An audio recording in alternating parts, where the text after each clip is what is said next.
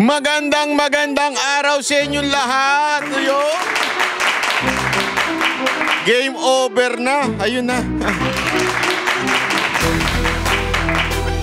Ay nako mga kababayan. Eto na yung sinasabi natin mga kababayan na pangyayari na talagang hindi natin ini-expect pero eto na yun di ba? Ano ba sinasabi mo, Banat Bay? Hindi kasi alam nyo mga kababayan. Ito, para lamang po sa ating kaalaman. Itong nangyayari sa ating bayan, di ba? Marami sa atin ang naiisip na kagad, tayo na, hopeless na to Kasi kontrolado nila ang bawat branches ng gobyerno.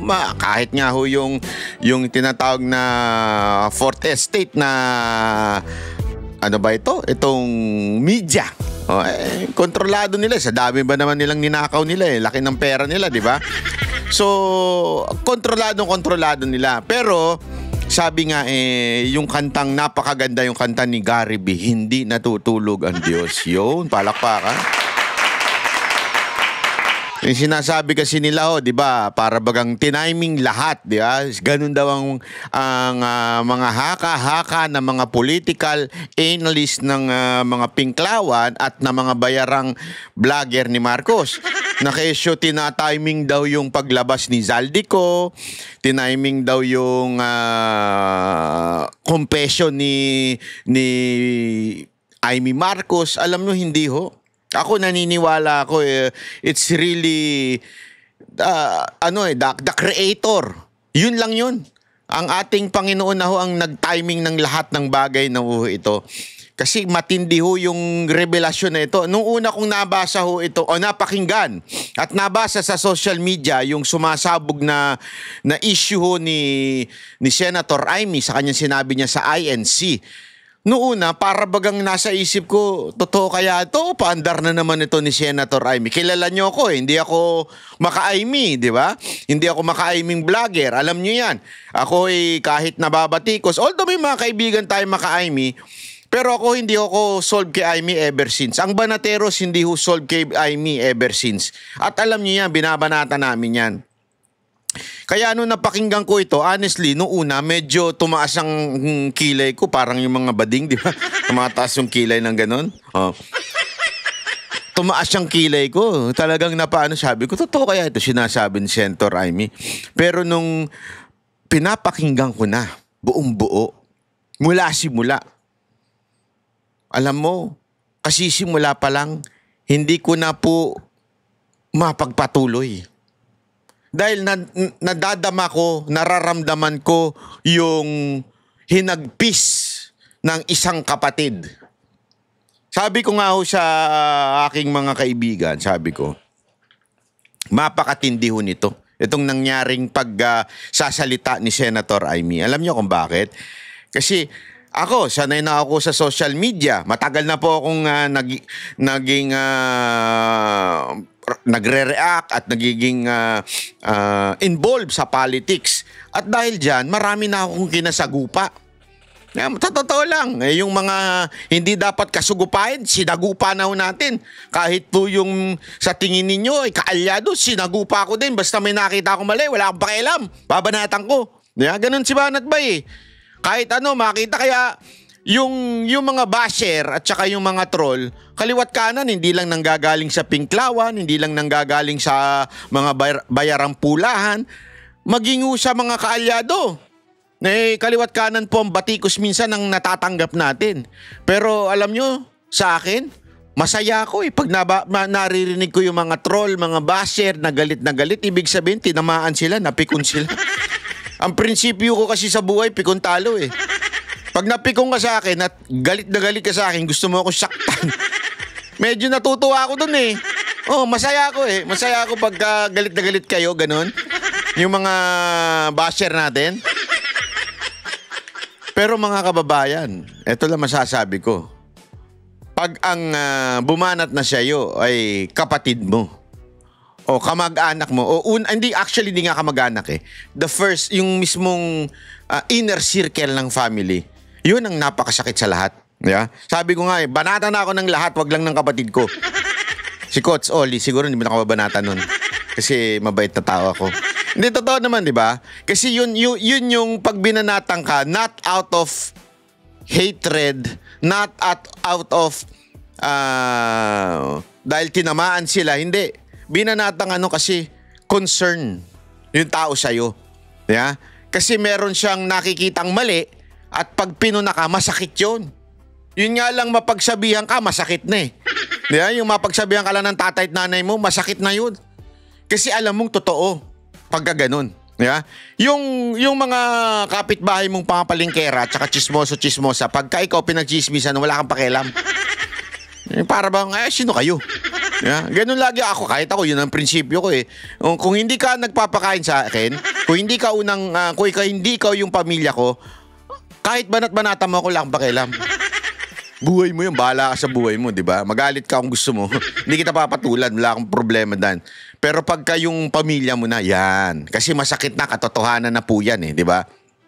At nung aking nga po pinanunood itong speech ni Senator Amy, ay naku po, ang lupit, sabi ko. Hindi ko na ipagpatuloy. Naluha ako. Hindi, walang biro, hindi ako nagbibiro. Naluha ako, sabi ko, shit. Kaping mainit. Iba to. Ito yung hindi ko ina-expect kay Senator Amy. You know why? Because si Senator Amy, ang hilig niyan, iligtas yung kapatid niya. Sa lahat ng issue sa bansa. Kaya nga, galit na galit kami dyan eh. Kasi sinisi niya na lahat except yung kapatid niya. Laging ganon. Kahit bagang merong pananagutan dahil presidente yung kapatid niya, siya may control sa mga sekretary, lagi niyang inilulusot yung kapatid niya na bullshit ako. Bullshit to ang mga banatero sa ganyan. Kasi lahat binanatan mo except yung kapatid mo. Na alam mong may direktang control sa lahat ng nangyayari sa gobyerno. Kahit meron tayong quote-unquote 3 branches of government, co-equal sila, bawat isa sila. Hindi totoo yan sa Pilipinas. In reality, presidente pa rin ang may hawak sa lahat ng bagay. Diba? Kaya kung ano man ang mangyari sa Pilipinas, presidente yan. Kaya pag nilulusot niya yung kanyang kapatid, nabibuisi talaga ako. Diba? Laging sinisisi ibang tao. Pero this time, ladies and gentlemen, sabi ko nga sa inyo, di ba, kilala niyo akong hindi ko gusto si Amy. Pero this time, hinangaan ko si Amy. Etong sinabi niyang ito, hindi upang iligtas ang mga Marcos. Kasi lagi niya na ginagawa niya, iligtas ang imahe ng Marcos. This time, it's going to be an international issue. Kilala nyo naman ang Marcos brand eh. Ang Marcos brand, kilala yan sa buong mundo. Bilang naging magnanakaw. Kaya nga, di ba, pinagtatawanan sa mga international movie yung kanilang pamilya, yung nanay niya, lalo na dun tungkol pagdating sa sapatos, di ba? Nai-involve sa ibang mga pelikula yan. Pagka corruption o kaya ill-gotten wealth is equal to Marcos. Alam ng buong mundo yan. Di ba? So ngayon, trending ito sa buong mundo na yung kapatid ng presidente ng Pilipinas na si Bongbong Marcos na anak ng dating diktador na si Marcos Sr. ay isa palang lulong sa droga. Yun, grabe, di ba? Gago! Kaya mga kababayan, matindi ho ito. Hindi niya naniligtas ang kapatid niya dito. Talagang, sabi nga niya, tumutugon na lang siya sa panawagan ng taong bayan. Especially sa panawagan ng Iglesia ni Cristo na ilabas yung katotohanan. Yan ang panalangin ng bawat Pilipino, hindi lamang po ng Iglesia ni Cristo. Kahit noon, KOJC pa lang, yan na ho ang panalangin ni Pastor Kibuloy. Mailantad ang kasinungalingan sa bansang Pilipinas. At ngayon nga, dahil sa ginawa ni Pastor Kibuloy, nakulong siya. No? At ngayon, tumuloy-tuloy. Hindi tumigil. At ngayon, nagsalita ng INC. Kaya ang lupit po, ladies and gentlemen, ang lupit ng revelasyon ni Senator Amy. Alam niyo ito bigyan ko lang kayo ng isang matinding... Pag nakakausap ko yung mga OFW natin, sila ho'y nakakaramdam ng kahihiyan. Di ba? Bakit to kanyo? Kasi dito sa Pilipinas, para bagang naging immune na tayo. Ngayong araw na ito, matindi yung kagabing pasabog ni Senator Amy, sabog na sabog yun. Di ba? Kitang-kita natin yung sabog nun. And yet, marami pa rin po sa mga Pilipino na para bagang walang pakialam. Meron pa rin. Hindi marami. Konti na lang naman. Na parang wala nang pakialam. It's not because wala silang pakialam. It's dahil sa hirap ng buhay, mas iniintindi nila yung kanilang pangangailangan. Mas iniintindi nila yung kanilang trabaho. Pero, ang mga OFW, iyan, ramdam. Bakit to? Sa ibang bansa, pag tinanong ka kanong lahi mo, pag sinabi mong Pilipino ka o di kaya ay taga-Pilipinas ka, iba na kagad ang tingin ng mga foreigner. Yung mga foreigner nating mga amo, kaibigan, ang sama na kagad ng tingin, kayo'y kurap. Walang kwenta yung bayan ninyo, ganito. Dati gumanda na, ngayon, ang laging question, why did you vote for Marcos? Laging ganun ang tanong nila kasi nagtataka sila, tangin na pinatalsik nyo na yan Ba't binoto nyo pa? Yan ang laging nasa utak ng mga foreigner Yan talaga. Tapos ngayon, ang tindi ng korupsyon. Di ba? Kitang-kita. Ano yan headline po yan Yang korupsyon na yan. Lalo na ngayong nakita ko kasi yung pahayag ng Iglesia ni Cristo, yung kanilang 3-day rally na gagawin. Supposedly, na 3 araw.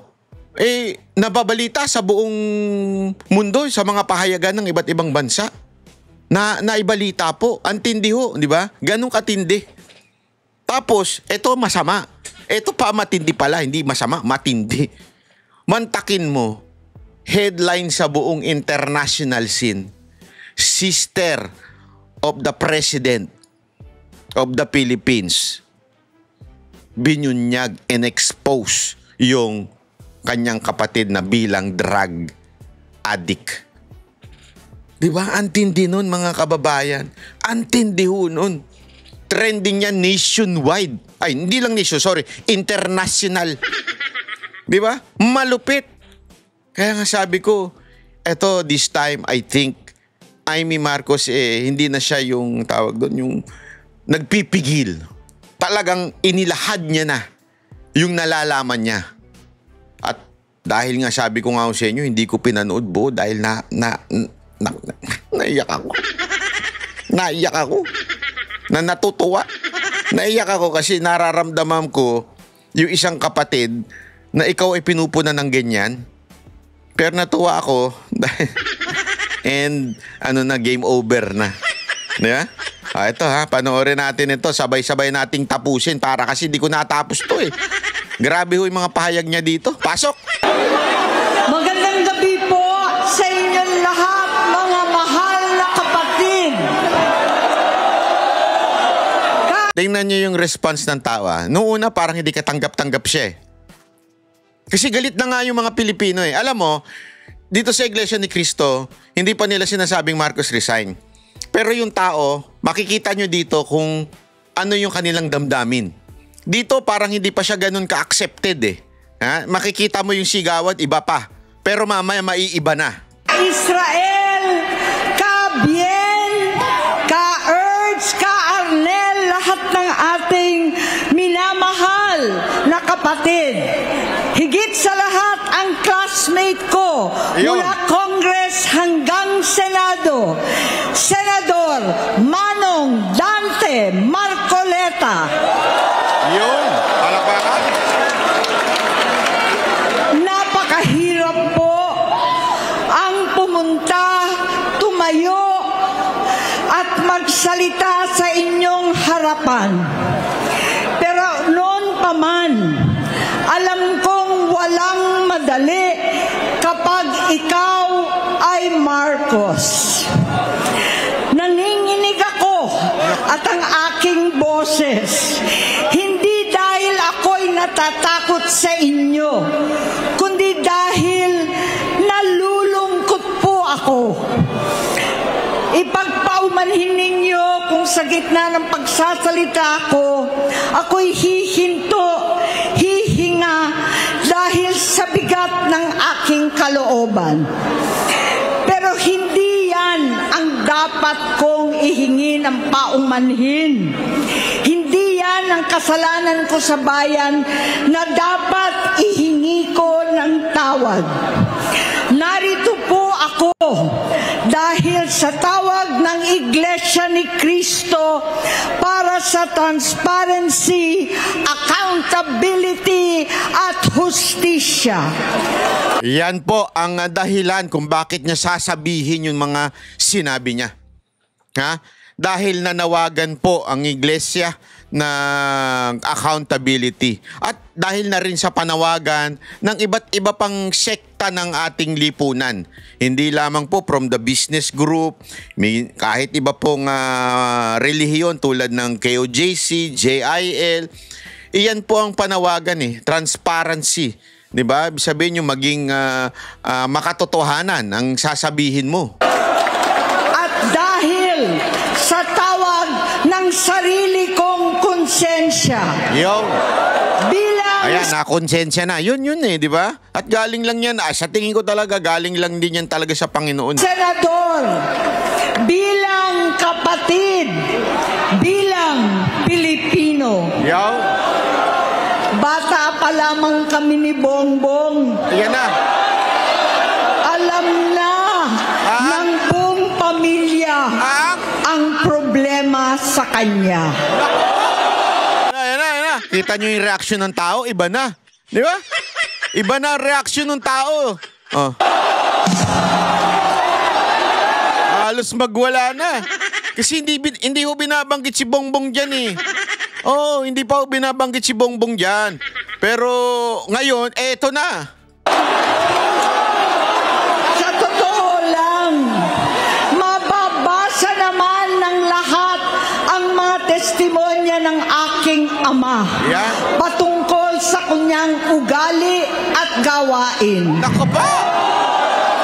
Noon, dahil may tatay pa kami, hindi ko pa siya responsibilidad.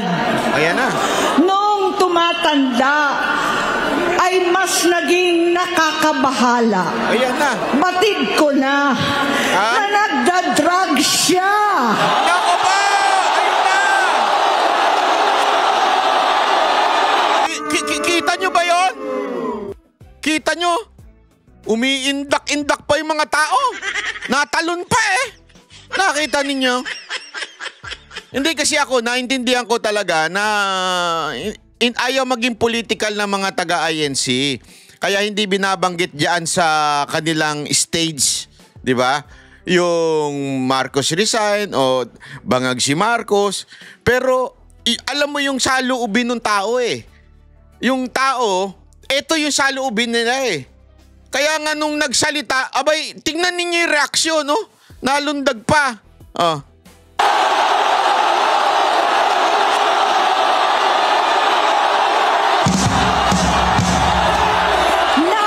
Kita ninyo?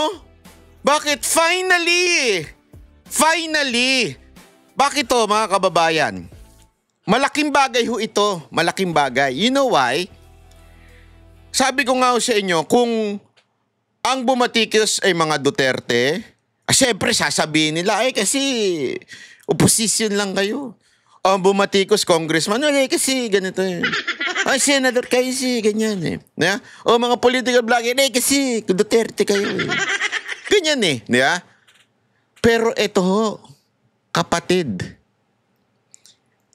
hindi ho naninira ito. Hindi ho ito gumagawa at nag-iimbento.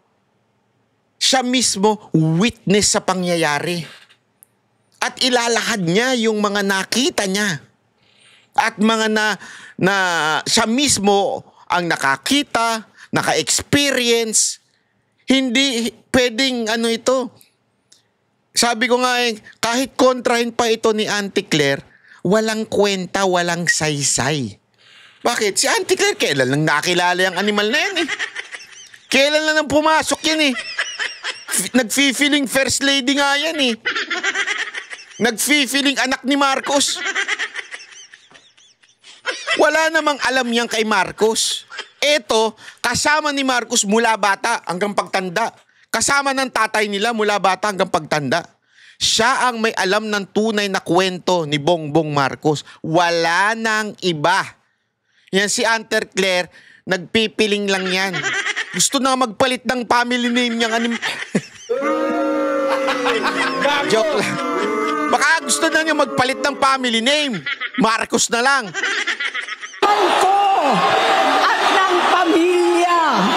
Nalaman ng pamilya. Seryoso ito. Minsan, kami ng presidente. Alam mo, nung may nagkwento sa akin mga kaibigan ko nandyan sa iglesia, na-shock daw silang lahat dyan. Kasi hindi ina-expect na sasabihin ni Amy Marcos eh. Hindi daw ina-expect. Kasi yun nga meron silang somehow may pamantayan sila pagdating sa mga tagapagsalita diyan sa entablado. Bawal lang ganito. Naintindihan ko yun kasi yun ang kanilang panawagan, transparency. Hindi naman pabagsakin ng gobyerno, wala silang Marcos resign. Pero ito, nagulat daw. Sobrang nagulat daw ang mga tao diyan. Talagang dumagungdong daw yung Quirino Grandstand. National Guard at Metro Gompa. Ayan. Ang naglilinis tuwing nagpa-party po sila. Grabe yun, no? Ulitin nga natin yun. Nalaman ko at ng pamilya. Nalaman ng pamilya. Seryoso ito. Minsan, kami ng Presidential Guard at Metro Gompa ang naglilinis tuwing nagpa-party po sila. Grabe. Auntie Claire, di ka pa buhay nun. Buhay ka na pero wala ka pa. Baka nagja-jack and poy ka pa nun. O nagcha-Chinese garter ka pa. Ito yung anong ebidensya ang gusto ninyo? Ito, witness ako. Witness, sabi ni Jaime, ako mismo witness. Ako at yung mga PSG, hindi pa PSG tawag doon, Presidential Guard pa. At yung mga iba pang pulis, kami ang naglilinis ng droga ni Bongbong Marcos. Auntie Claire, anong kalokohan mo para sabihin hindi totoo yan? Ano, AI? Baka naman AI yan. Sandali, tanong natin sa mga taga-iglesia. Taga-iglesia, hindi po ba AI si Amy dyan? Baka AI siya dyan eh. Ang lupit nito ha. Sino magpapasinungaling nito? Sige nga, sinong kasama ni Marcos mula noon pa? Ito nga, siya na mismo ako mismo kasi yan ang tatak ng mga adik eh. Ang tatak ng mga adik, pag yan nakadrugs na, wala na. Makalat na yung gamit. Kaya nga minsan binaban ng mga hotel sa Amerika yung mga rockstar eh. Kasi talagang wasak yung mga hotel nila. Ito, tama talaga eh. Makalat, wala na, nandyan na, kung saan na. Para bagang yung may naalala ko eh. Naalala nyo, mamaya pag-usapan natin yun. Yung namatay na, isang mayamang namatay sa Amerika, ganun din na nakita, nakakalat yung mga droga. Ito, ganito. Nabuhay kaming magkakapatid sa ibang bansa. Kami-kami lang. Kinumbinsi ko pa si Bongbong Na? pakasalan mo na si Lisa. Okay? Naisip ko noon, Na? kapag nag-asawa siya, malalagay na sa tahimik at magkakaroon ng direksyon. Ayun. Ang laki ng pagkakamali ko. Mas lumala ang kanyang pagkalulong sa droga. Grabe, Lisa Marcos, paano ba yan? Ang tindi nun ha? Lisa Marcos, ang lupit mo nun ha? kesa na sana masaayos ang buhay ni Bongbong Marcos, mas lalong nalulong. Ha? Sana kung nalulo kayo, pwede pa eh. Nalulong eh. Hindi kasi normal naman sa mag-asawa yung ganun eh, yung lolo. Pero yung malulong ka, ay iba yung usapan na yun. Hindi kasi, kaya nga ikaw nagkaroon ng asawa sa buhay, partner, ika nga, ay para umayos ang iyong buhay. Hindi malulong pa, mas lalo pa, naging adik. Kung dati, sinisinghot-singhot lang, ganun-ganun. Ngayon, ginagano na sa ngipin yan. Lalong lumulong daw eh. Di ba? Hindi, di ko alam kung ano ba mas malala doon. Pasensya na kayo, hindi po ako eksperto pagdating sa ganyan. Pero ganun daw, lumulong.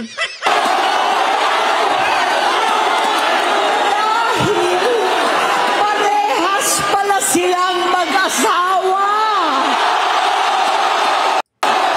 Alam mo, na-amaze ako doon sa sigawan ng tao. Iniisip ko kasi, mga kababayan, iniisip ko, tuwan-tuwa ba sila na adik yung presidente? Hindi kasi alam mo yung parang, ba't kaya sila nagsisigawan ng ganyan? Napapatanong ka eh, dahil adik ba yung presidente? Kaya sila sumisigaw. Gusto nyo ba ng presidenteng adik? Or, baka naman, kasi yan talaga ang nasa loob ninyo. Yan yung laman ng puso ninyo, isipan ninyo, ngunit hindi nyo lang masabi o kaya ay hindi lang pa na i-confirm sa inyo. Kasi may ganun eh. Lahat tayo, di ba? Sabihin man ni Duterte, adik yan si BBM. Alam mo yun, may mga nagtatanong pa sa akin, di ba? Na mga kakilala ko na hindi naman sa politika, sasabihin nila sa akin, Banat ba ito totoo ba na adik si Marcos? Sabi ko, yun na sabi ni Duterte, di ko alam, di ba? I cannot say oo or hindi kasi hindi naman ako witness doon. Hindi ko naman siya nakitang nag-hit-hit, di ba? Hindi ako witness, so I cannot say. I will only trust and depend on what PRRD said kasi siya mismo may alam na intel nung panahon na siya ay presidente. Mamaya malalaman ninyo kung paano niya nalaman. Ito, kaya sila nagsisigawan dahil yung 90% or 80% or 30% or 20% or 50% or 99.1% or 99.9% na naniniwala silang adik si Marcos pero meron pang 1% hindi. Yeah? Dito, nung pagsalita ni Amy, yon! Confirm na talagang adik. Kasi wala nang pwedeng magsabing hindi siya adik. Tanga mo na lang kung maniniwala ka pa rin na hindi siya adik. Tanga ka. Bakit? Mas magaling ka pa doon sa ate, nakasama, nakakita. Bobo ka ba? Hindi, ako tatanungin ko lang kayo ha. Sa mga kumu-question pa kung talagang adik si Marcos, so mas alam nyo kesa sa kapatid niya na nagsasabi na sa inyo, ako mismo naglinis ng drugs nila. Ako mismo nakita ko adik yung kapatid ko. Mas maniniwala pa kayo sa sarili ninyo o dun sa mga vlogger na bayaran kesa dun sa ate na nakakita, naka-experience at kasama sa buong buhay niya, yung kapatid niya. Abay, matindi tama ninyo, baka adik na rin kayo. Kung sino man yung hindi naniniwala dyan, adik na rin siguro yan. O malamang, alam mo, baka ka-jamming nyo pa. Kaya siguro, ganyan ang pagtatanggol nyo. Malamang ka-jamming nyo. Or, nakikinabang kayo sa pera. Pag presidente. Kasi, ako naintindihan ko yung mga katulad ni Auntie Claire eh. Bakit? Wala namang kwentang abogado yan eh. Yung mga logic niyan, sabit. Pag yung mga vlog niya dati, wala man nanonood yan eh. Sabit. Totoo, walang biro. I-rewind niyo yung mga vlog niyan dati, walang kwenta. Ngayon, dahil nakinabang siya at nagka-position siya, wow, undersecretary ako, wow, official ako, humihingi ako ng... Ay, may alam ako, di ko sasabihin sa inyo. Basta, may alam ako. Basta ano ko, mataas ako, official ako ng gobyerno, okay ako, ganun, di ba? Eh, syempre, sisip-sip at sisip-sip yan. Ayaw niya malaglag sa posisyon. Ayaw niyan mawala. Baka nga, sabi nga ni Boss Dada, baka nga hindi na presidente si Marcos. Gusto niya pa rin, hindi pa rin siya magre-resign. Ito si Auntie Claire.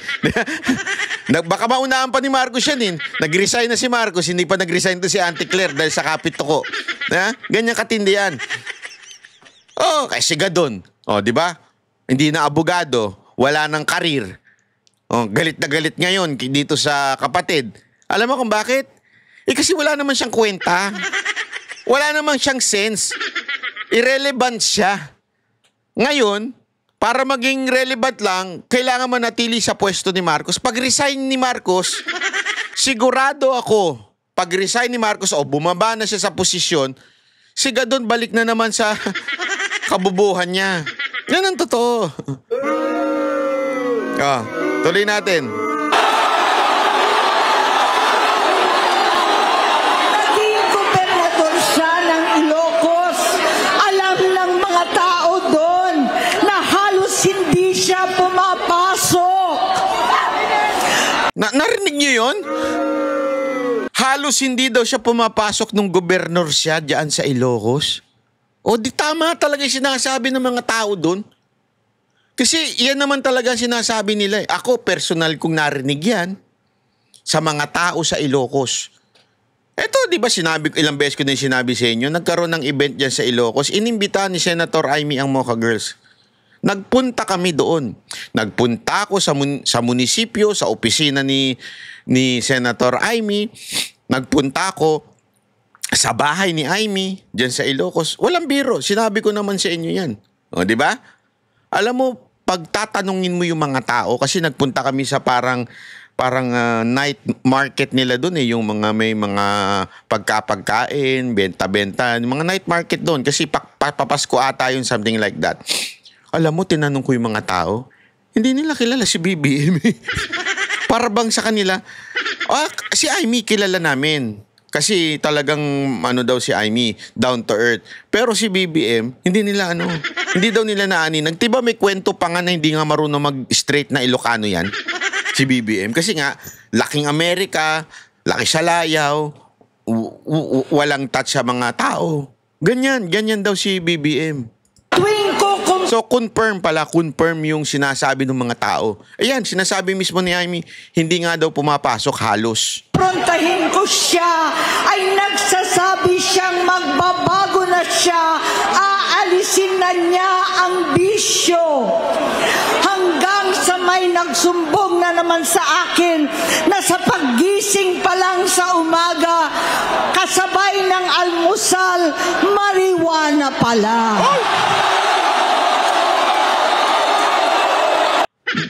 Nagmamariwana pagising sa umaga? Ang lupit mo, Marcos. Gago! Hindi, pero may paliwanag yan. There's a scientific explanation to that. And historical in a sense. Oh, meron. Kasi sa Amsterdam, ito para lang sa kaalaman ninyo, nagpunta ako dun sa Amsterdam. Alam nyo naman ako, coffee lover ako eh. Mawala na ang lahat, kahit jowa, asawa. Wala pala akong jowa. Tsaka ng asawa. Huwag lang ang kape. Kaya coffee lang. Unang pinupuntahan ko talaga pag nagpunta ako ng ibang bansa, coffee shop. O kaya cafe. Pambihira sa Amsterdam. Pag sinabi mong coffee shop o kaya cafe, putang ina shit. Hindi kape iaalok sa'yo. Marijuana. Yan talaga. Totoo. Walang biro. Tapos sabi ko, bakit?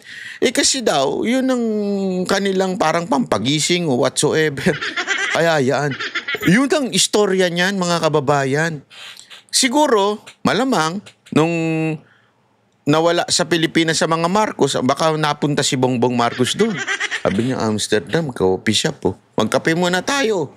Pagpunta niya doon, may marijuana. Ito ba ang pampagising sa umaga? Magawa ko nga sa Pilipinas. Gago! Baka ganun. Hindi, baka lang naman. Hindi ko sinasabing totoo yung kwento ko. Baka ganun. Nakapunta siguro doon sa mga coffee shop dyan sa Amsterdam at nakita niya marijuana, gagawin ko yan sa Pilipinas paggising ko sa umaga. Ganun kagad. Maghapon sila.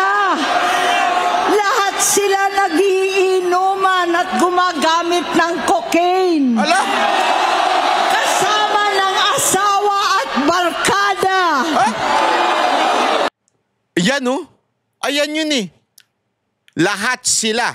When you say lahat sila, lahat. Madami. Sila. Gumagamit daw ng cocaine, umiinom, naglalasing, kasama ang asawa. Gago!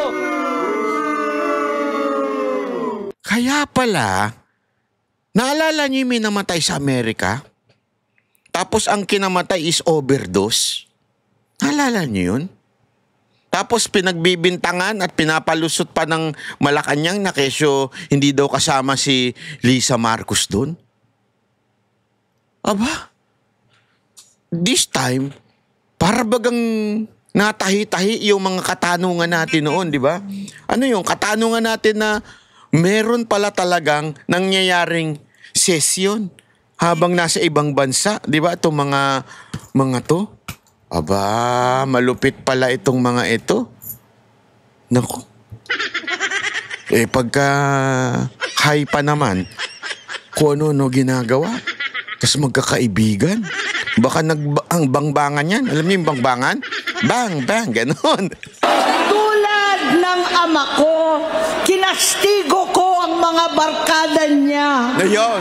Ang nasirang si Bong Dasa, si Edvi Cruz, Nako. Inigo, Nako. Tony Boy, Nako. Sap Anton, alam po ninyo yan.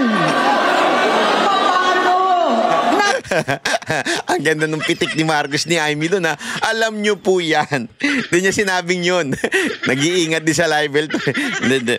Kasi alam mo, sabi ko nga sa inyo noong 2022, bago mag-eleksyon, ilang beses po akong pinatawag po ni Pangulong Duterte sa Malacanang para alamin ang pulso ng social media at ng mga tinatanong niya, kamusta ba? Sino ba ang napupulsoan ng taong bayan? Kahit nung panahon na 2025, bago po makulong si Pangulong Duterte, nung naalala nyo, nagkaraoke kami sa Davao, doon sa bar nila.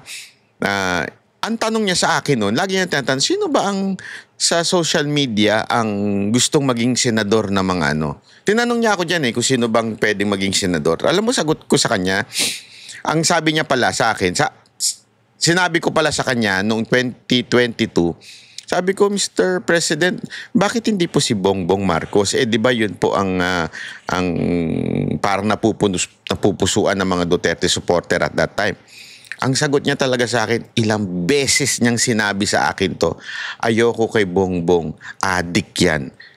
Dito sa Davao, nagpupunta yan, doon sa, nagyayati sila ng mga kaibigan niya, at doon sila sa laot, doon sila sa dagat, nagpa-party, nagiinom, kasi bawal di ba yung maingay doon sa Davao, lalo na sa gabi, bawal na alak. So nagpupunta sila sa laot, para mag-drugs, para mag-inom-inom at kung ano-ano pang bangbangan ang dating. Di ba? Ganun daw. Sabi ko. At inulit niya ito, paulit-ulit ha. Tapos kumukunik dito. Bakit? Yung mga ilang pangalan binanggit niya, yun ang binanggit ni Pangulong Duterte sa akin noon. Sabi ko, aba, lupit nito ha. Patay tayo dyan. Ito daw, binabanggit na Nagre-resign na sa takot ang mga pulis nila at staff dahil sa lumalalang bisyo. Nako, grabe. Inayos ko sila dahil gusto niyang ituwid ang buhay niya. Ayaw. Gusto niyang mag-vice-presidente. Ayaw. Hindi siya pinalad at lalong nagkaroon ng oras para sa bisyo. Nung natalo, mas lalong humithit. Lalong suminghot nung natalo. Huwag yun nang ipatalo yan ha, baka yung sumingot pa yan. Mula noon, naging malabo sa amin ang lahat. Kaysa mag-away, bigla na lamang lumayo ang loob namin sa isa't isa. Noong 2016, kasabay ng kampanya ni dating Pangulong Duterte laban sa droga, lumabas ang pangalan ni Bongbong sa listahan. Lupit. Nakasama siya sa listahan ng mga celebrities, mga artista, Maricel Soriano at iba pa. Maricel Soriano, nadali ka na naman dun ah. Kawawa naman si Maricel Soriano. Masinsinan kong kinausap si Pangulong Rodi. Halos manikluhod ako. Sinabi kong ayon sa kapulisan, dapat unahin, usigin ang mga pusher at saka na lamang sagipin ang mga user.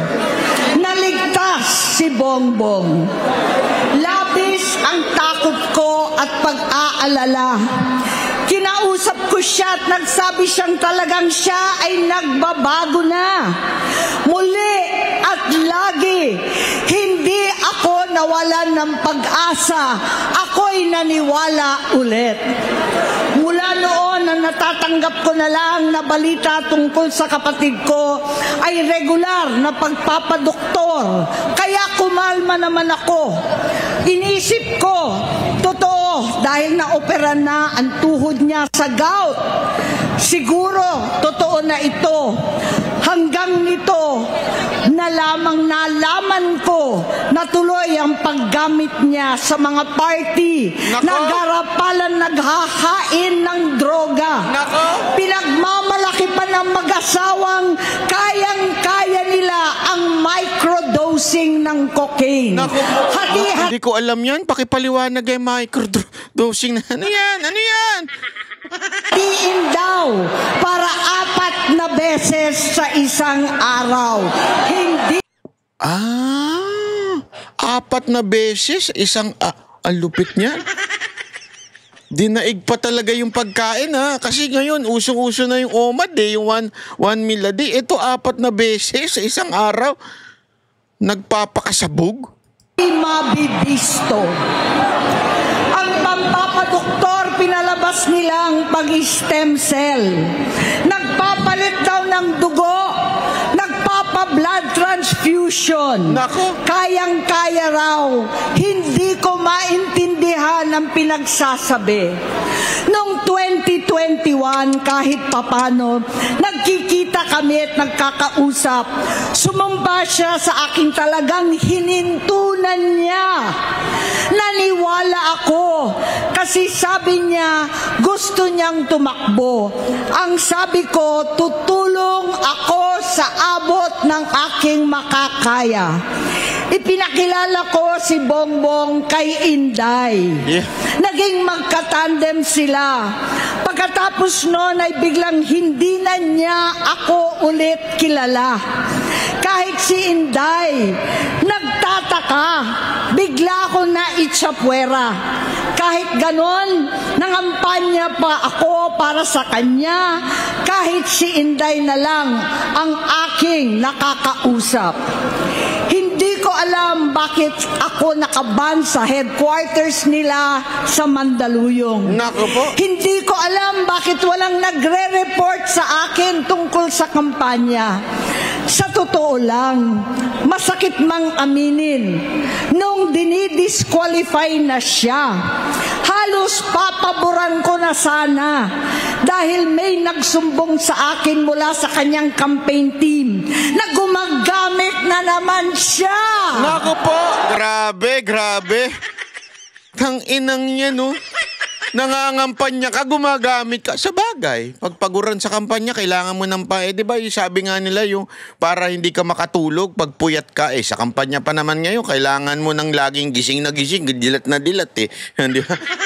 Kailangan mong ganyan para alerto ka Di ba? Yung pala ang dahilan nun, ang lupit. Nung sinabihan ko, siya at mga taong nasa paligid niya, nagkaisa silang tuluyan akong alisin sa kampanya na ako naman ang bumuo.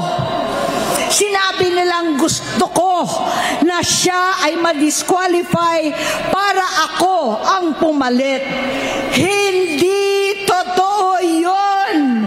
Iniisip ko ang kalagayan ng aking kapatid at paano siya magsisilbi kung ganyan ang kalagayan niya. Grabe.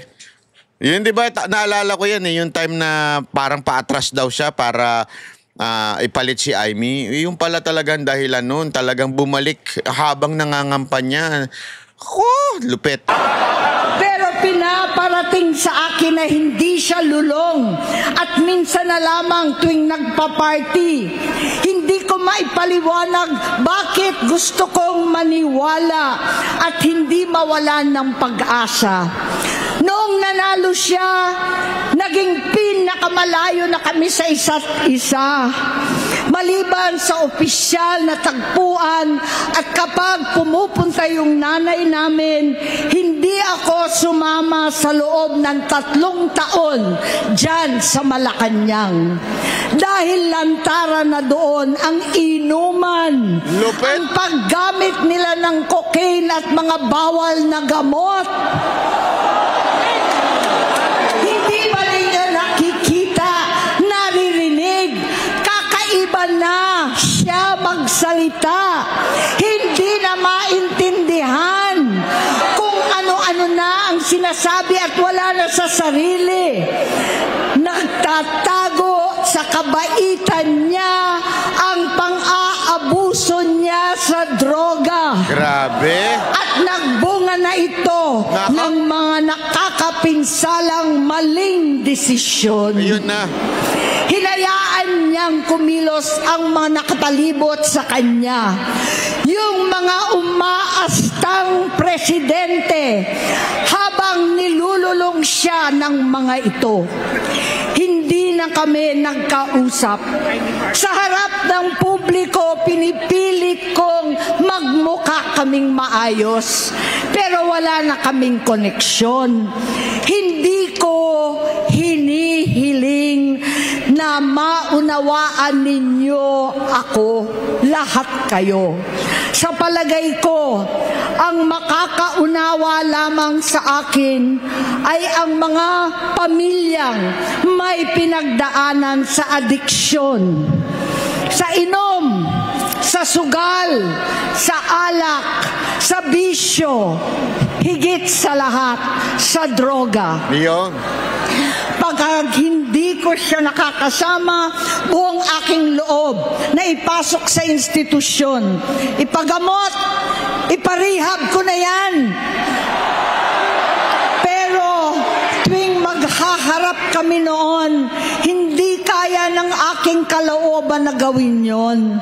Tuwing magsasabi siya sa akin na magbabago na siya, hindi ko siya kayang tiisin. Nako. Hindi ko kayang ipagkait sa kanyang pagkakataon at pagbabakasakali. Umaasa ako at laging nananalangin na sana. Oo nga, nagbago na siya. Yun. Hanggang dumating ang 2024 at 2025. Ayan na. Hindi, kasi matindi ito, ha? Ang lupit. Yung bisyo niya na ang dahilan ng pagbaha ng korupsyon, kawalang direksyon, at maling-maling mga desisyon. Walang accountability, wala nang hustisya. Yan yun eh. Yan yung masakit dun eh. Alam mo, sa totoo lang, ha? Ito, makinig kayo mga kababayan. Wala tayong pakialam kung adik yung presidente. Kung sakali lang, hindi ko sinasabing mabuti yun. Pero kasi pag adik ka, wala ka na sa katamang kaisipan. You're mentally, paano mo masasabihin yung mentally unstable? Diba? Kasi siyempre, ka na eh. Tamang hinala. Pag may tamang hinala ka, yung desisyon mo mali-mali na. Yeah? Tapos, ang iisipin mo, paano na lang magkamkam ng pera. Tapos, pag may alam kang mga opisyal mong nagnanakaw, okay lang. Basta meron kang parte, like 25 billion, parang ganun eh. Yan yung sinasabi ni Senator Amy. Nagkaloko-loko na ang bayan dahil nga adik siya. Yun ang problema. Hindi naman dahil lang sa, bakit ba? Anong pakialam nyo? Health reason naman yun. Ano naman yan eh? Kasi may mga nagsasabi pa dyan na para bagang ang pagiging addict ay health problema lang yan sa health, something like that, di ba? Hindi ho. Okay lang sana kung ordinaryong Pilipino ka, tapos inamin mong addict ka, ipaparehab ka, mapapaayos ka. Ganon, di ba? Okay lang yun. Pero kung ikaw yung presidente, addict ka, tangina paano pamumunuan yung bayan? Apektado ang lahat ng desisyon mo. Yan yung sinasabi. Ito na nga, 24 and 25 dumating na, naayari na. Hindi na niya alam ang nangyayari. Hindi na pinapaalam sa kanya ang mga pangyayari. Ayun. Sinamantala ng mga ito ang paggamit niya ng droga. Yun lang. Kinangkam na nila ang kaban ng bayan. Yun. Habang ang mga dating tumatawag sa amin ng magnanakaw ay nakakita ng pagkakataon sirain ang lahat. Tumatawag daw sa kanilang magnanakaw doon ngayon. Para mga putang inang piklawan yan ah. Hindi kasi sabi niya, ngayon daw, yung mga tumatawag sa kanya na na magnanakaw ngayon, nagnanakaw na. Oy, para mga piklawan na nagkaroon ng posisyon. Ang dami dyan, mga dilawan na galit, diktador. Ganun sila nun, ganun sa mga Marcos. Magnanakaw. Parang yung sumisigaw ngayon sa mga mga ikulong na yan, mga kulangot, yung mga ganyan. Tawag-tawag sa kanila pero ngayon nagnanakaw din. Gagamit na nila si Bongbong para sirain si Inday. Yun. Itinutulak pa nila si Bongbong at ang bayan sa bangin para umastang tagapagligtas. Yun lang.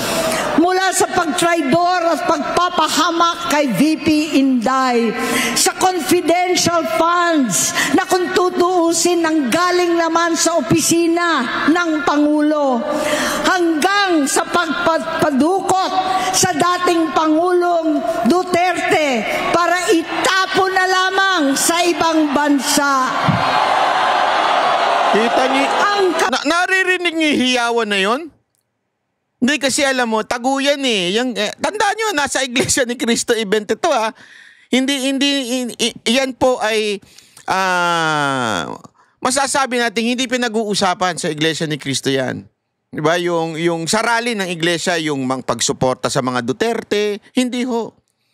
Pero dito, nakita ninyo, nilalantad ni Amy yung ginawang kagaguhan ng kapatid niya kay Pangulong Duterte. Kita niyo yung hiyawan ng tao? Kasi yan ang tinatawag na organic. Organic po yan. Sa loobin nila na talagang nakikita ko na nasaktan sila nung dinukot at kinidnap si Pangulong Duterte. Yan ang totoo Paitan ni Bongbong ay naging kalupitan.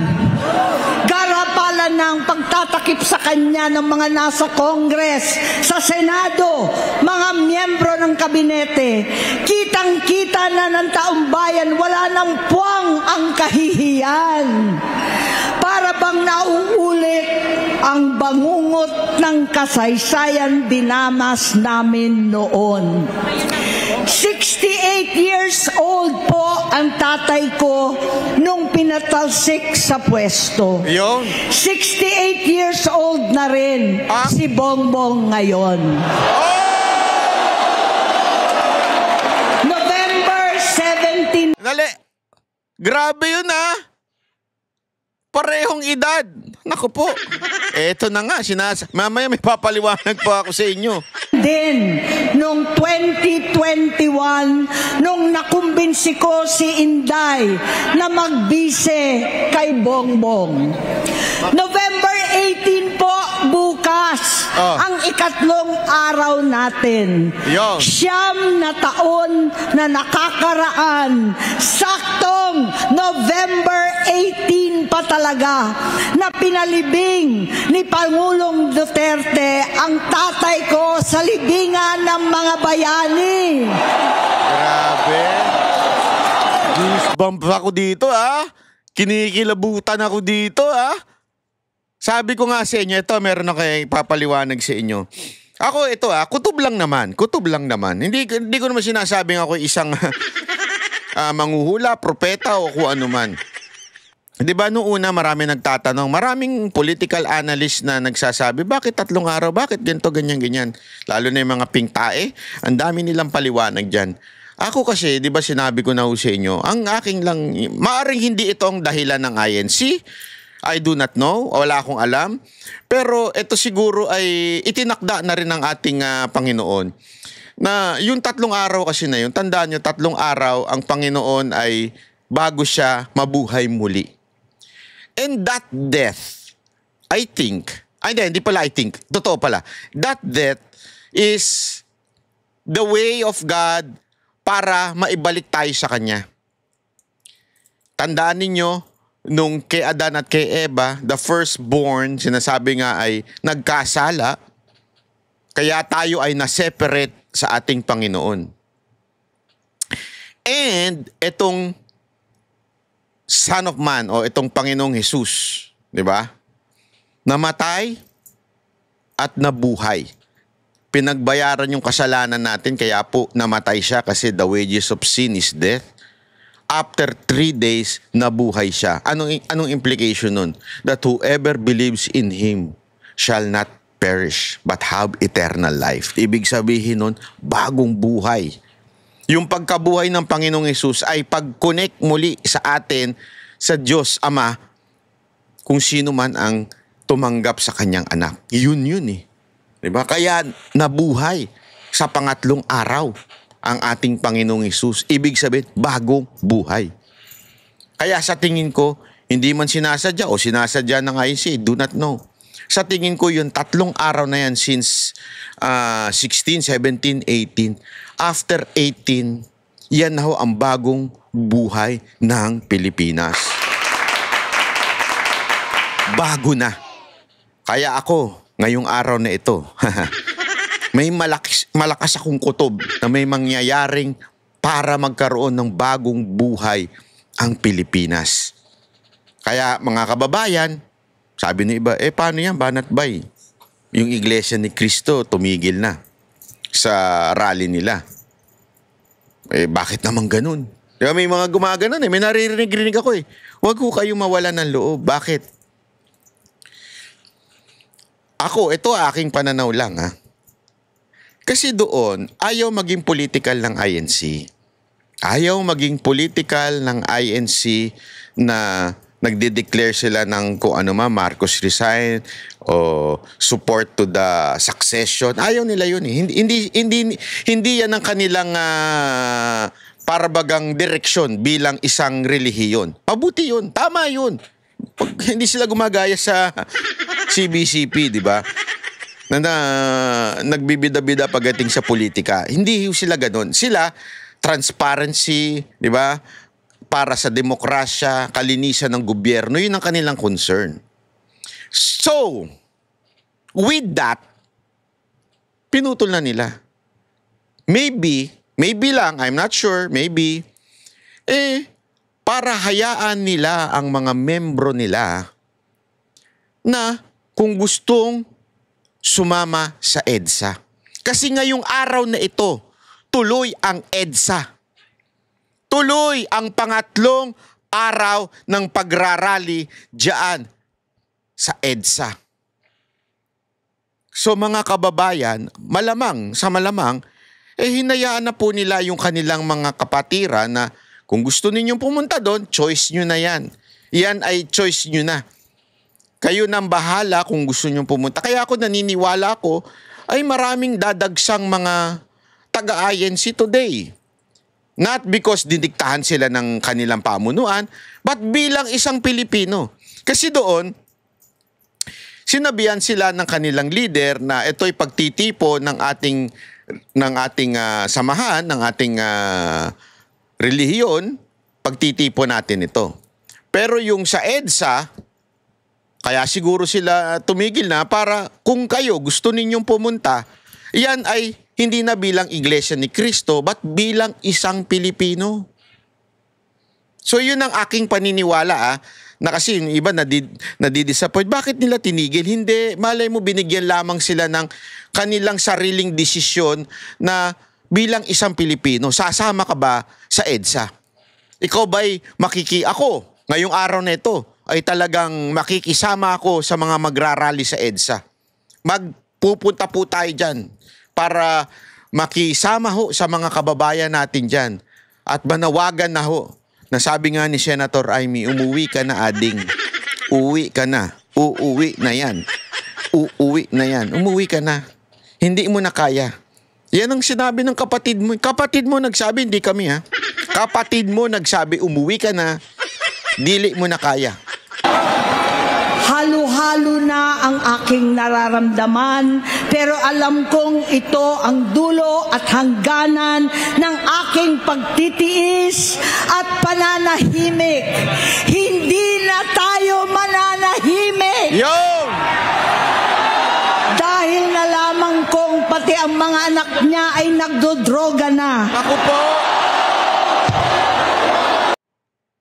Kaya pala si Sandro dilat na dilat. Kinasusuklaman ko pa ang pag-alok ng mag-inang si Sandro ng droga ang aking mga anak at iba pang mga kamag-anak.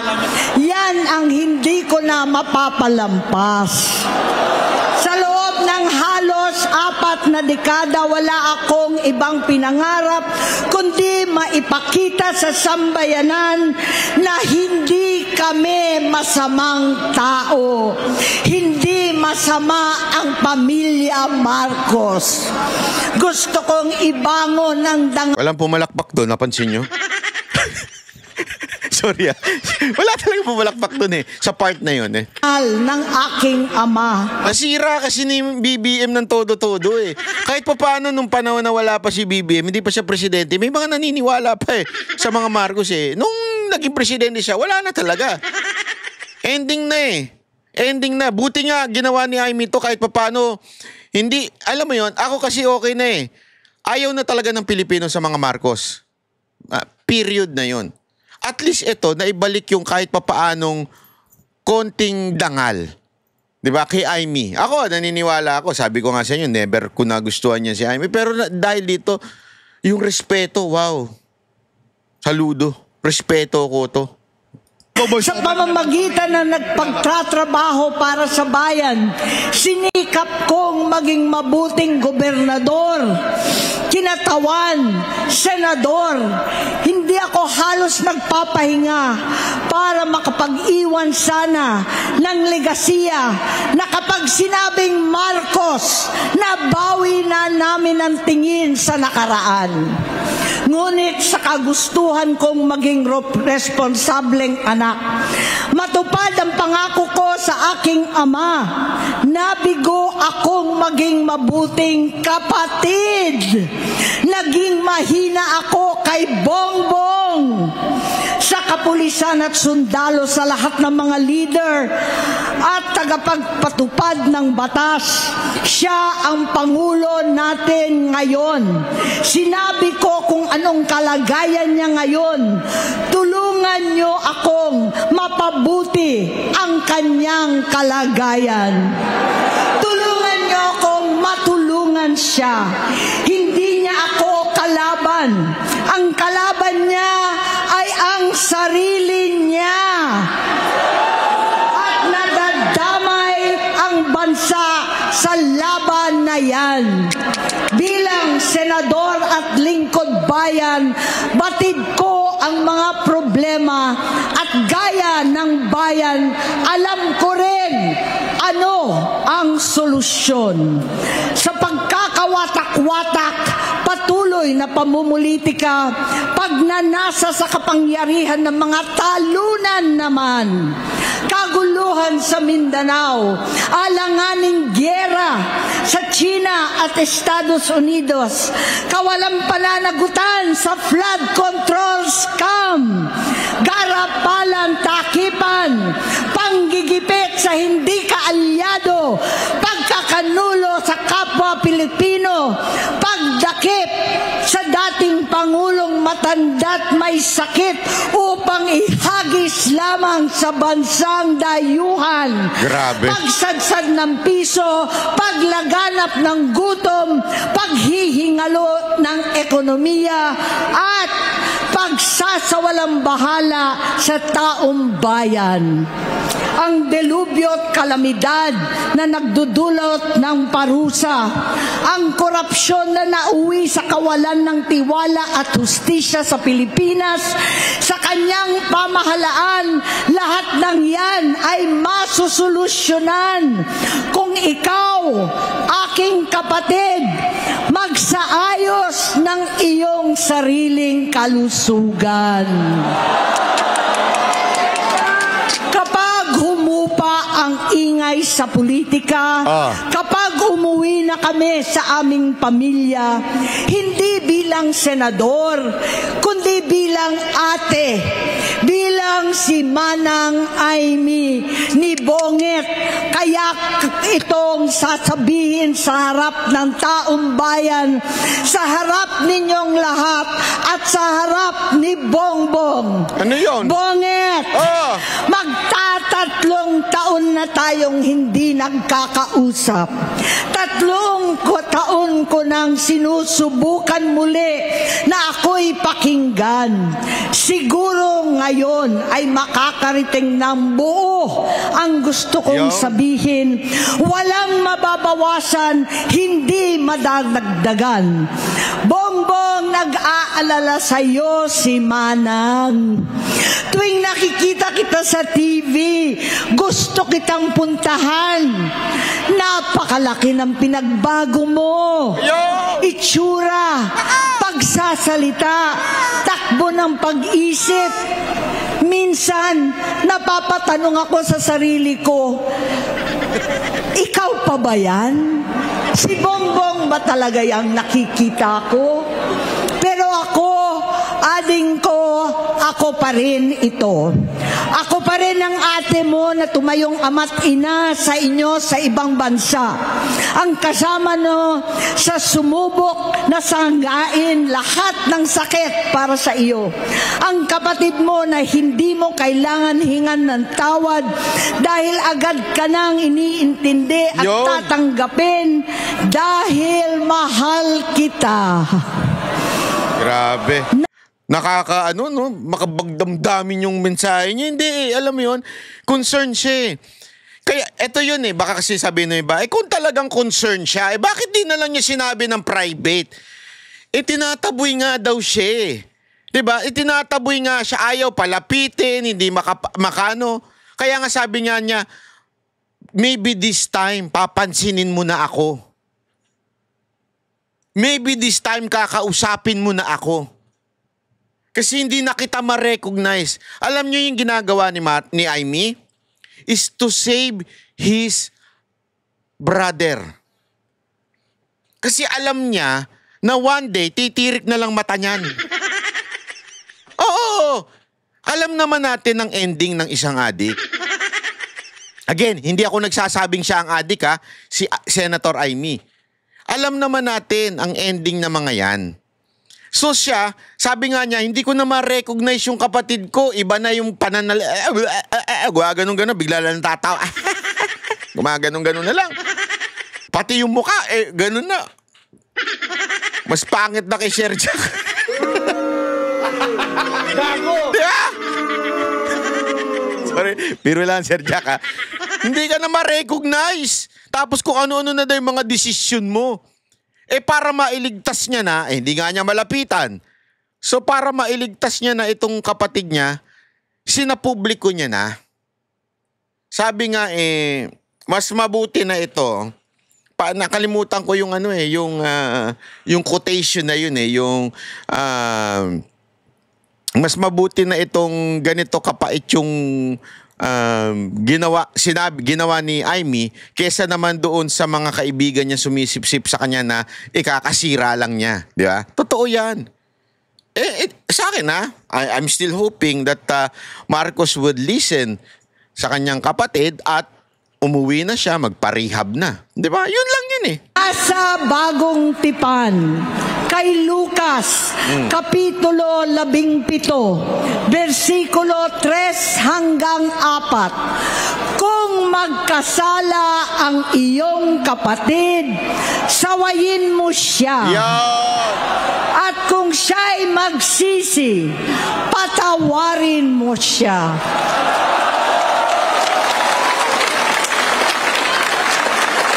Tama na, ading ko.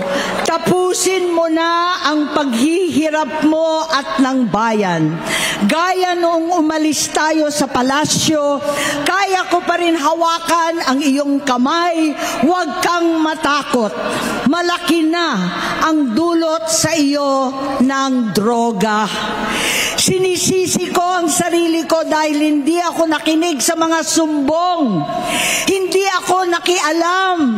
Hindi ako maniwala. Pero hindi pa huli ang lahat. Tama na, ading ko. Magpahinga na tayo. Yon. Umuwi na tayo.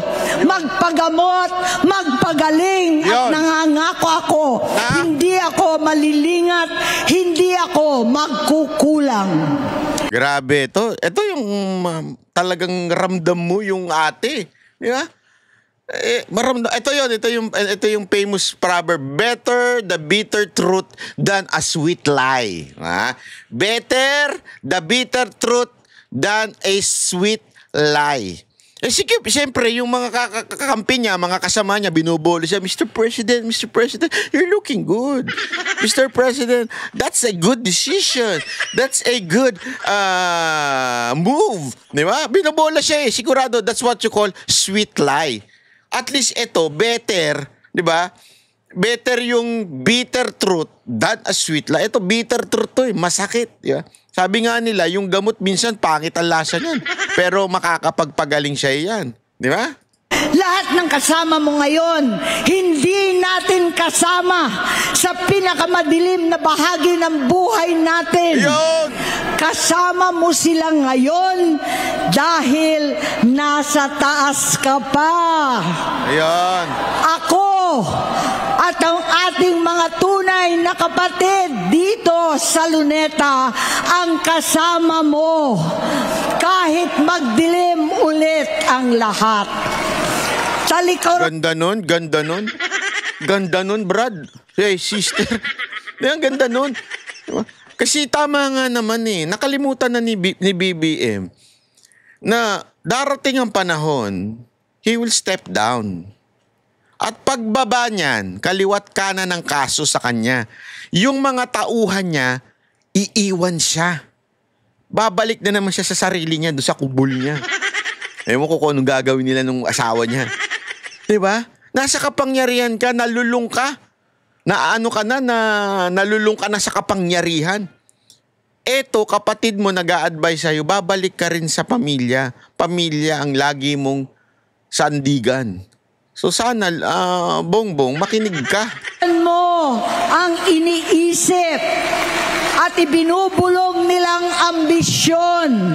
Unahin na natin ang kalusugan mo dahil sa adiksyon nabigyan mo ng malubhang karamdaman ang buong bansang Pilipino. Grabe, maganda yun. Dahil sa addiction mo. Lupit nun, Brad.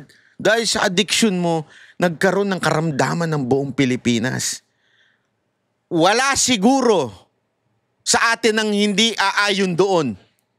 Except si Auntie Claire. Basta yan, sip-sip yung animal. Makasip-sip, kulang na lang. Dilaan ng tumbong ni Marcos eh.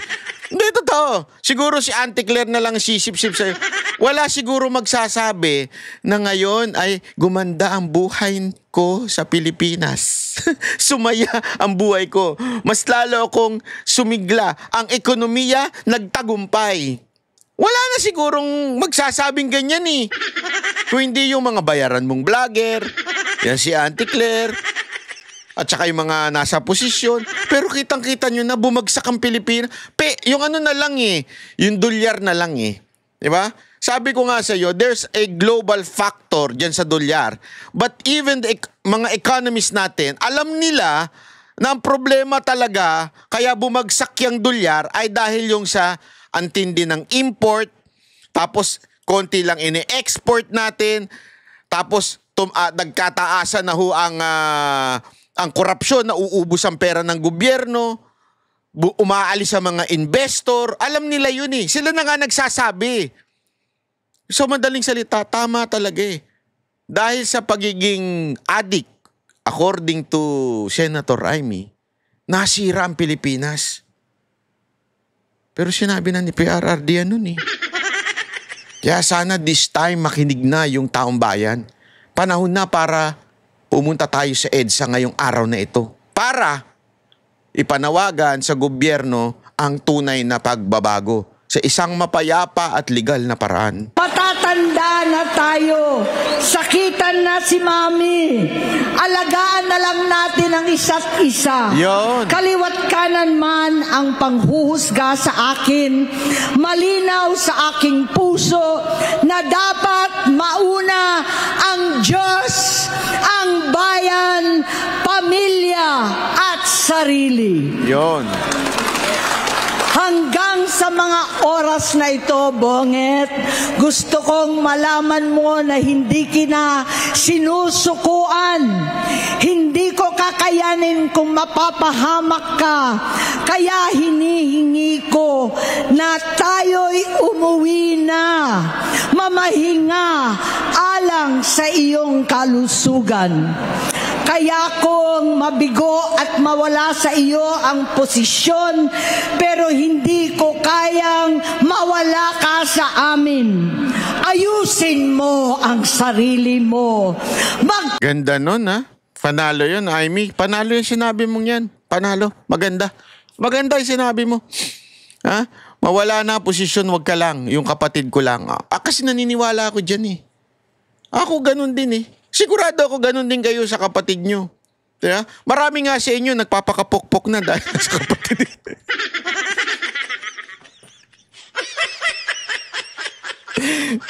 Banat ba yun naman, mga banat mo? Seryoso na eh. Totoo naman eh. Diba? Marami dyan nagpapakapokpok para sa kanilang kapatid, anak, pamilya. Gagawin mo kasi lahat eh. Diba? Lahat gagawin mo, lahat isusubo mo, lahat lulunukin mo. Basta lang sa maisalba mo yung immediate family mo. Tama, mali? Diba? Oh. Yan yung sinasabi ni Senator Amy, kahit mawala ako sa posisyon. Kasi tama eh. This really is something na revelation ito. Hindi ko alam kung tatanggapin ng mamamayang Pilipino si Senator Amy after this. Maybe some of us, ako, humanga ako, but it doesn't mean I will vote for her. Kasi, another Marcos, no. For me, no. Di ba? Pero yung respect ko sa kanya, tumaas. Pero yung iboboto ko siya uli, hindi na. Totoo, that's the truth eh. So, ibig ko lang po sabihin, mga kababayan, eto si Senator Amy, sabi niya, okay na. Kahit mawala na kami sa politika, maisalba ko lang tong kapatid ko. Palakpakan.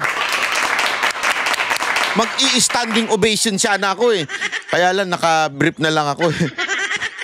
Baka kaysa masyak sila sa sinabi ni Amy. Si Banat ba naka-brief na lang? Ay, baka masyalo kayo masyak sa akin. Paggamot, alisin ang droga sa iyong sistema. Ay!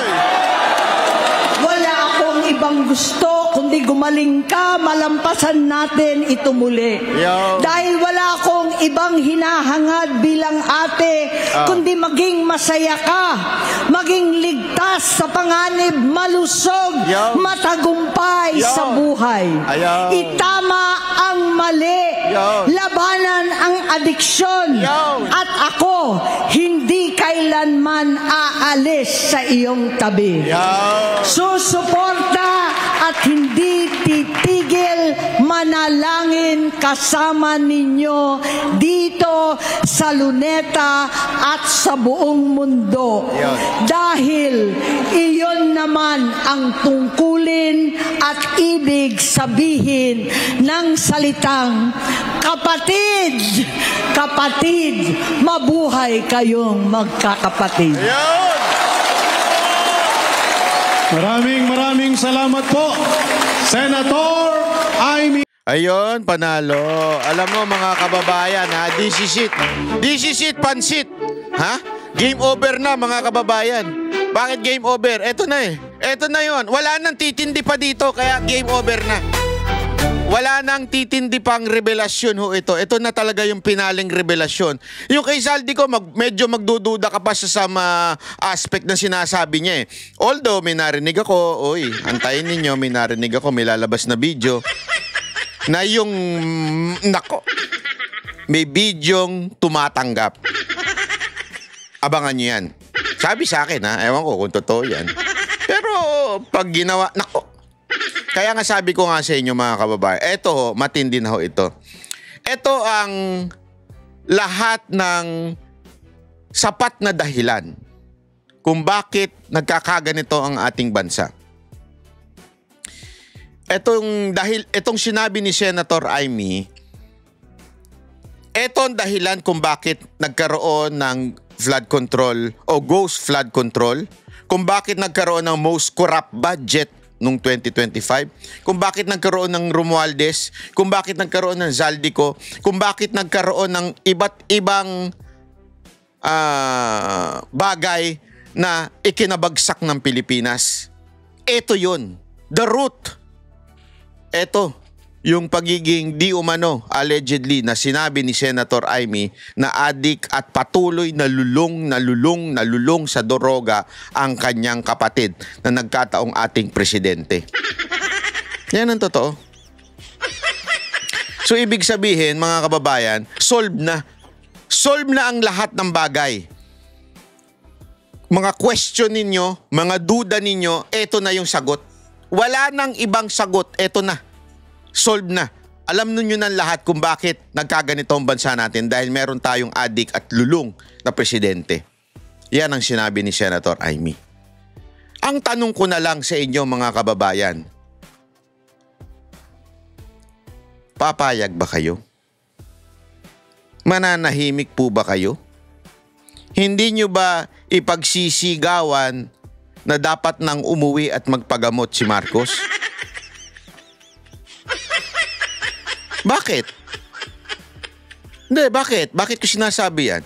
Kasi, base sa sinasabi ni Senator Amy, hindi na siya mentally capable of leading this country. As a matter of fact, it should be impeached. Hindi lang impeach. Para mas mabilis, kailangan na talagang bumaba sa pwesto itong presidente. Hindi, hindi puwersahan, illegal. Hindi ganon. Ako ayoko. Sabi ko sa inyo, ayoko ng rebellion. Ever since, ayaw ko. Rebellion, si Satanas yan. Diba? Remember, he is the first rebel. Si Satanas. Kaya hindi ako magpapabor sa rebellion. Ngunit datapwat subalit, Mr. Marcos, if you still have a little, kahit kapiraso lang. Sabi nga, di ba ng Panginoon, kahit kapirasong pananampalataya lang, it can move mountains. Mr. Marcos, mahiya ka naman kung hindi ka pa bumaba. Kapatid mo na ang nagsabi sa'yo. Masakit eh. Sabi ko nga sa inyo, masakit. Masakit. Iniisip ko nga kanina, kung halimbawa lang may pamilya ko, may anak ako, may asawa ko, tapos sinita ko ni Coach O, di banat ba eh? Ang lakas mong kumain.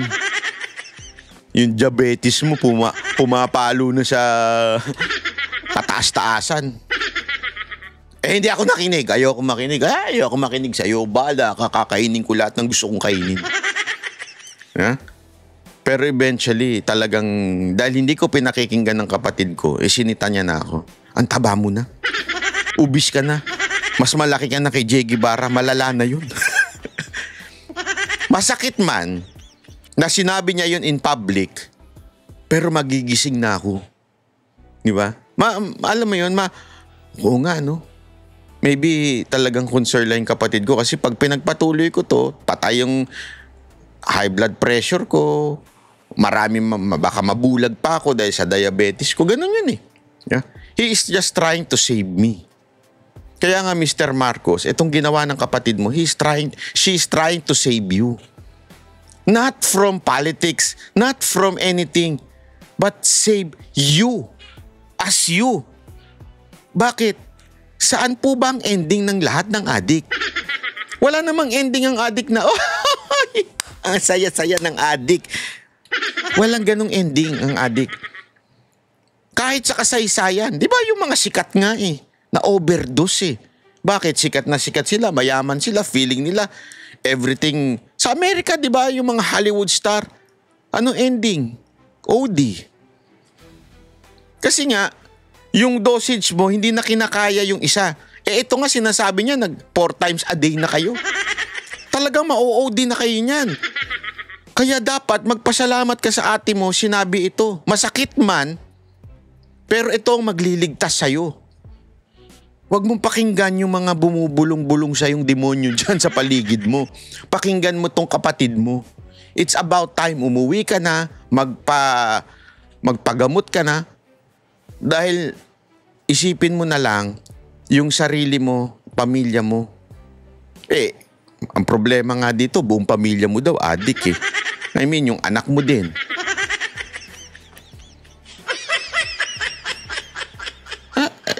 Bakit? Sa tingin mo? Hindi, yun ang sinabi ni Senator Raimi. Kaya nga sabi ko nga, eto nga Mr. Marcos ano sa tingin mo ending mo?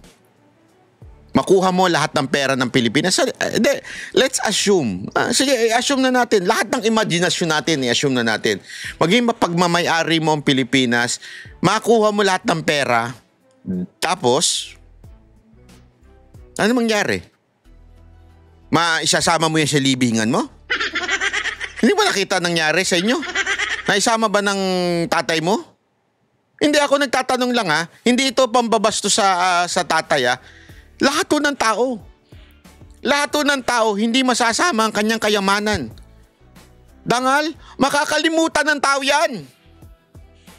Lahat yan makakalimutan. O yung mga namatay noon, naalala nyo pa?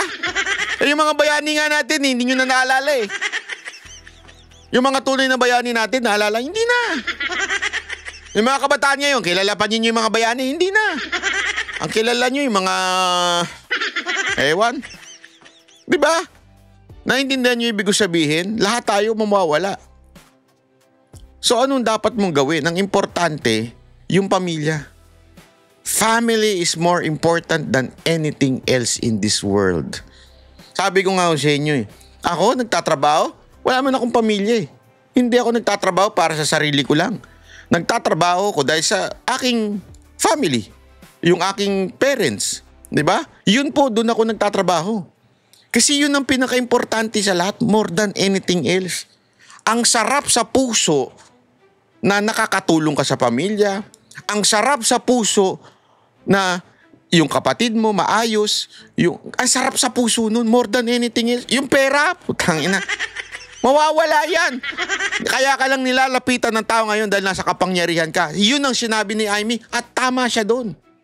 Kaya yung mga sumisip sa'yo, lalong-lalo na si Auntie Claire, mawala ka na sa kapangyarihan yan, tingnan mo, babanatan ka yan in the future.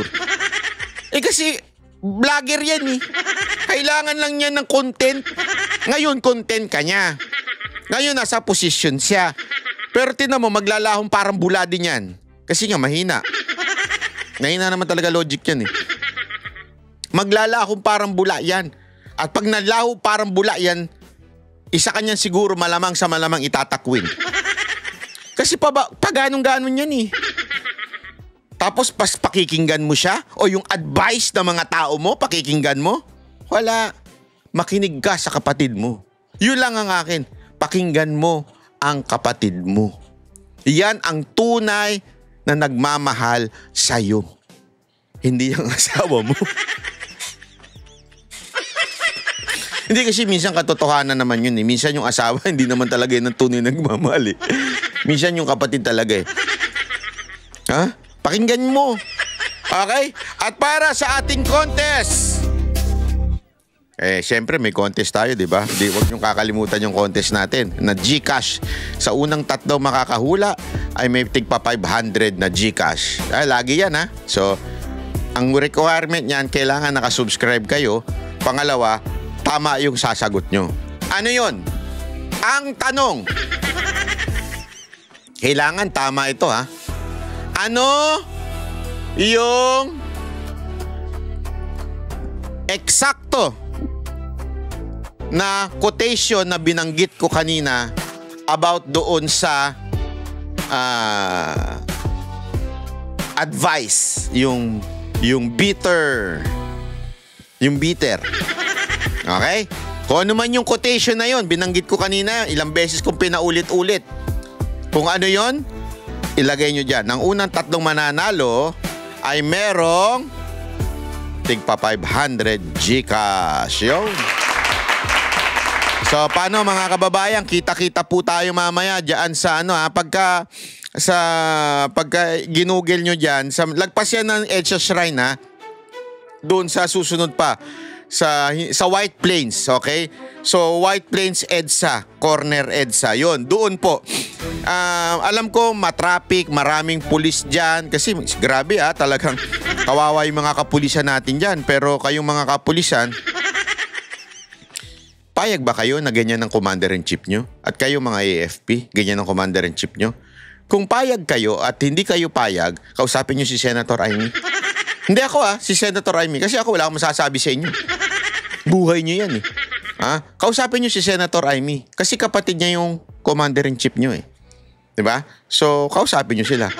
So, mamaya magkita-kita ho tayo para isang mapayapang at pananalangin sa ating Diyos. Magkita-kita po tayo dyan sa EDSA White Plains ngayong araw na ito. Ito na yung pangatlo at ang final rally. Palakpakan tayo. Maraming salamat po. Bye-bye. Yan ang Banateros, boses ng ordinaryo Pilipino. Banateros ay walang makakaawan.